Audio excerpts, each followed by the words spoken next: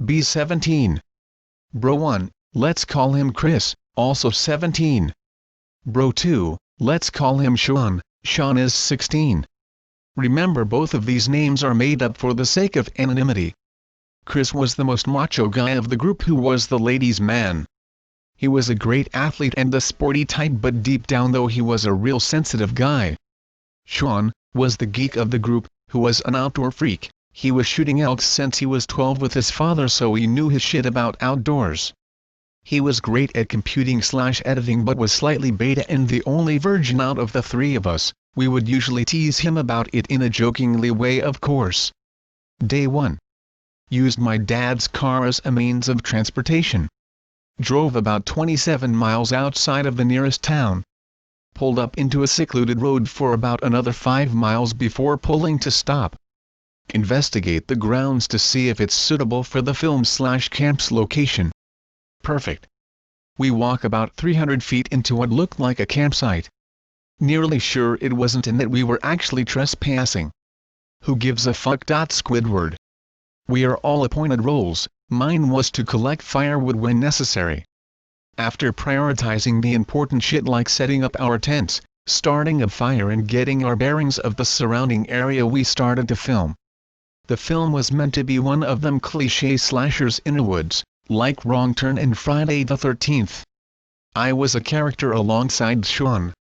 Chris filmed the film using the camera and tripod. Looking back, it was cheesy as fuck but fun. What seemed like no time was actually like 5 hours of shooting and messing about. Sean suggests heading back to the campsite as it's getting dark and we don't want to get lost. We get back to the campsite and some of our stuff is missing and misplaced. We notice our rucksacks carrying our food has been opened and food has been stolen.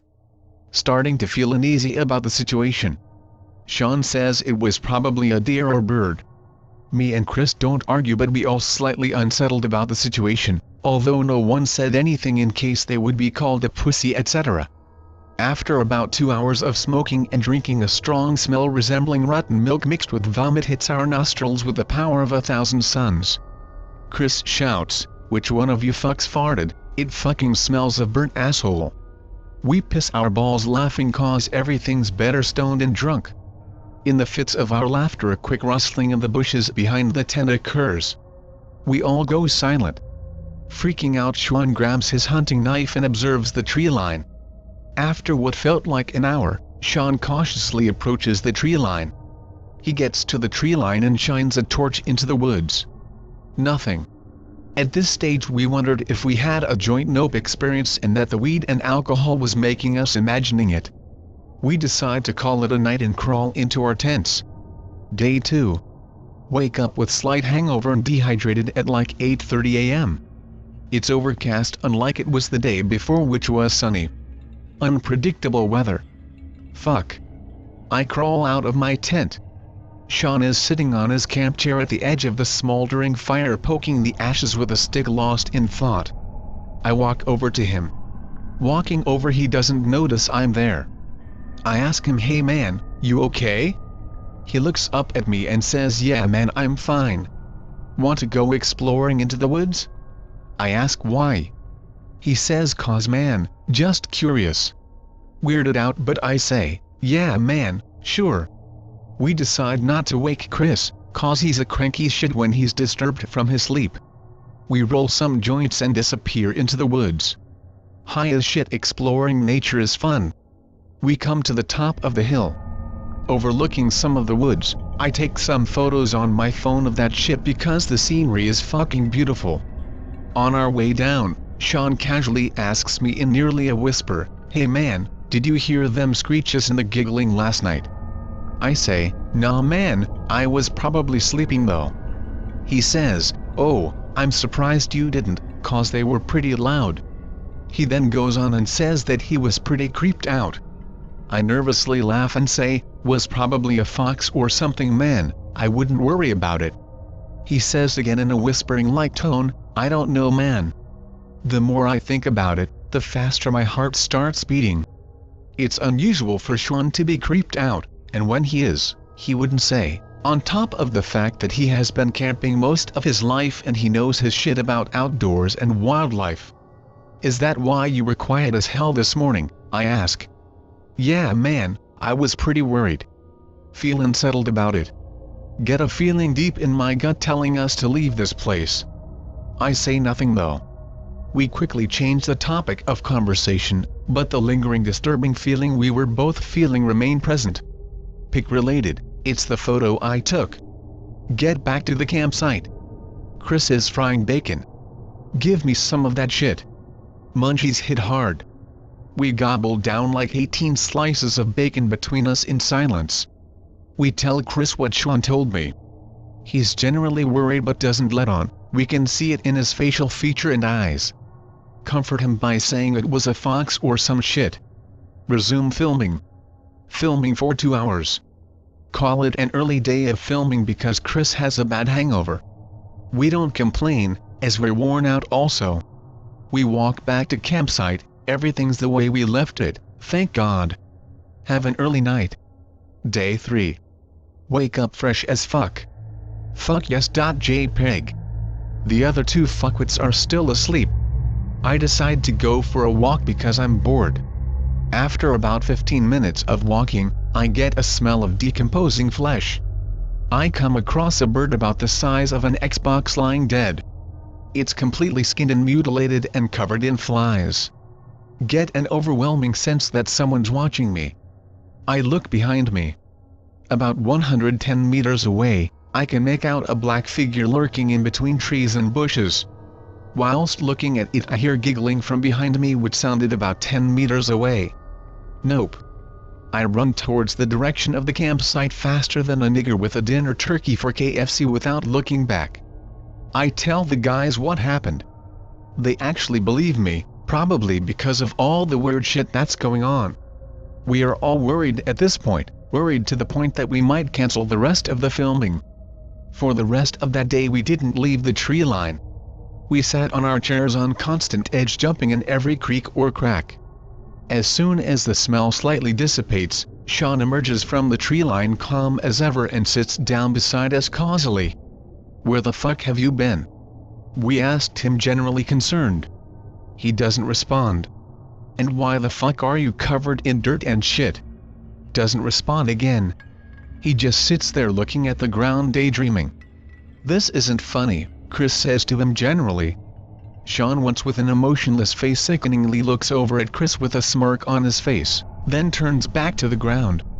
Whatever asshole, Chris says who then stands up and crawls into his tent. I look at Sean who is emotionless once more. What the fuck man, you didn't even get the firewood I say. As soon as I say that he quickly looks up and over to me and says do you want to come help me get it?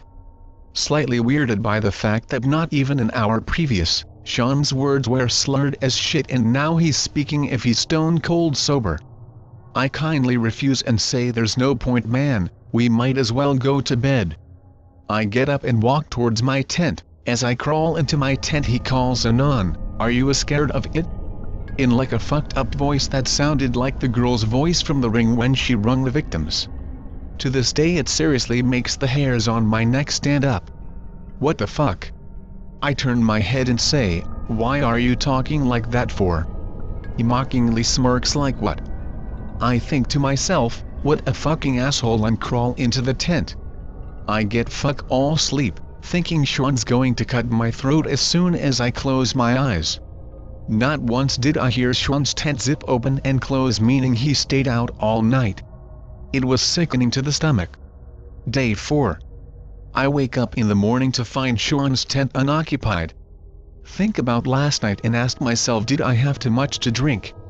Generally start to believe that what happened wasn't real and my drunk mind interpreted the events wrong. I cook myself up some sausages and eat them in the sun like a boss. Chris awakens from his tent, he sits beside me. I offer him some. He refuses. What the fuck happened last night he asks. We were drunk as fuck man I say. Yeah I suppose he responds. We dismiss it. Where's that faggot anyway Chris says jokingly. Probably away getting firewood I say. After a while of waiting about to resume filming. Chris being the hothead he is loses his patience. If that retard is lost I'll rip his head off. I tell him to chill. He opts to go looking for him whilst I stay at camp in case he comes back. Chris disappears into tree line. An hour or so passes. I sit in the sun and smoke a cigarette. Birds are chirping and all feels good. Dawns on me that neither brothers have returned though. A slight sense of anxiety is present. I try ignore it. It gets worse. The birds have gone silent and a tinge of sour milk is present. I start physically gagging. I think, what the fuck is it with this place and foul odors? I look up sharply into the tree line at the back of the tents. What I met upon is terrifying, even to this day thinking about it chills me to the core. Despite being about 50 meters away I was able to distinguish the creature's features. By the looks of it, the thing was at least 7 feet. It looked like Gollum from Lord of the Rings, but only it was skinnier and it was pale. Its eyes were like 2 small black buttons sunken deep into the creature's skull. Although the teeth weren't visible I could imagine how they look, which adds to the despair. Paralyzed in fear and intense nausea I stand looking at it in sheer disbelief. Before thinking to nope the fuck out of there it shot off on all fours. At this stage my head is spinning and in shock. Chris explodes out of the trees pale as Snow White with a gash on his face. I grabbed whatever I could and noped out of there without looking back. The 300 meters it took to get to the car were the longest of my life. Whatever the fuck it was following us and mocking us in Sean's voice, which to this day still sends shivers down my back. We jumped in the car and got the fuck out of Dodge, assuming it had gotten to Sean. Even in the highway we didn't feel safe. We left whatever we had up there, including the camera, tents and the tripod. On our way home, we sat in silence covered in shit and shaking. When we entered our town we discussed how we'd tell the authorities, family and friend about how our friend is up in the hills and some shape-shifting humanoid creature has consumed them and how we abandoned him. We decided to ring his cell but there was no answer. We called it his parents to see if he had gone there. We automatically assumed he wouldn't be there because his parents were out of the country. He answered the door casually as if to say nothing happened. We talked and explained all the shit and what the hell happened. The real disturbing and unsettling thing about it is the fact that he denies even going on the trip. He said he had been staying at home during the entire duration of the trip. We are in utter disbelief, and of course when we tell all our other friends they don't believe us. There is no proof of him being up there. The only proof is on the camera and we noped out of there before retrieving it. Since 2012, I've moved from that town and from what I know of, Sean has alienated himself from his family and friends. He lives by himself and doesn't leave his house apparently, but I don't know for sure. Pretty much after that I cut all contact off with him. I occasionally talk to Chris on Facebook, but that's about it.